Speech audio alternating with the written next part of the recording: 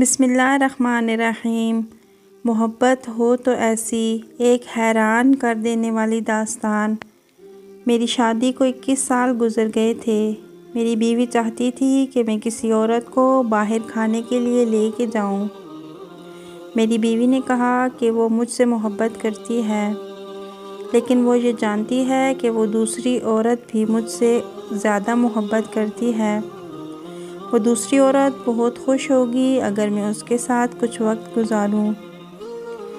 میری بیوی جس عورت کا ذکر کر رہی تھی وہ کوئی اور نہیں بلکہ میری ماں تھی۔ وہ 19 سال پہلے بیوہ ہو چکی تھی، لیکن میرا کام اور میرے بچے میرے لیے بہت بڑی ذمہ داری تھی۔ میں مشکل سے ان سے مل پاتا تھا۔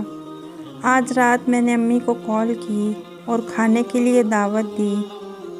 میری ماں نے کہا کہ بیٹا سب ٹھیک تو ہے، کیونکہ آج سے پہلے میں نے ان کے لیے ایسے کبھی وقت نہیں نکالا تھا۔ میں نے ان سے کہا کہ میں ان کے لیے کچھ وقت نکالنا چاہتا ہوں، ان کے ساتھ کچھ وقت گزارنا چاہتا ہوں۔ یہ سن کر وہ بہت زیادہ خوش ہوئیں۔ میں جمعہ کے دن ان کو لینے کے لیے گیا۔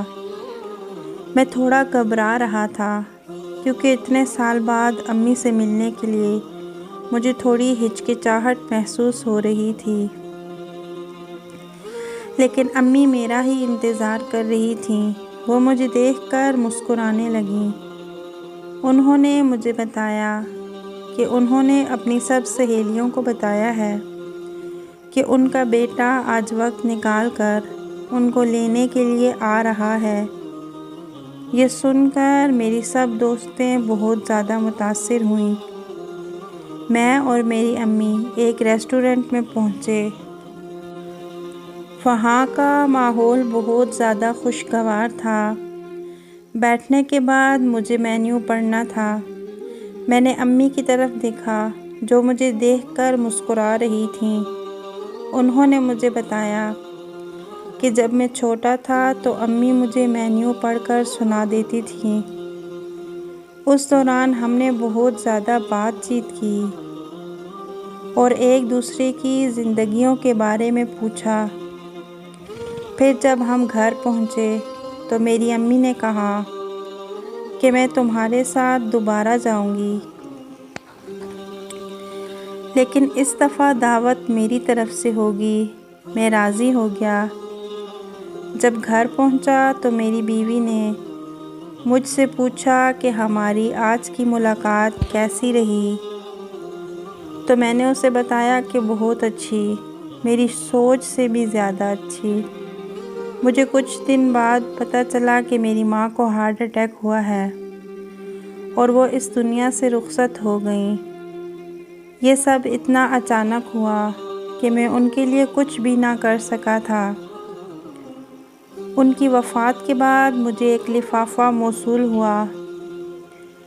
اس میں اسی ریسٹورنٹ کی رسید کی کاپی تھی اور ساتھ میں ایک خط تھا۔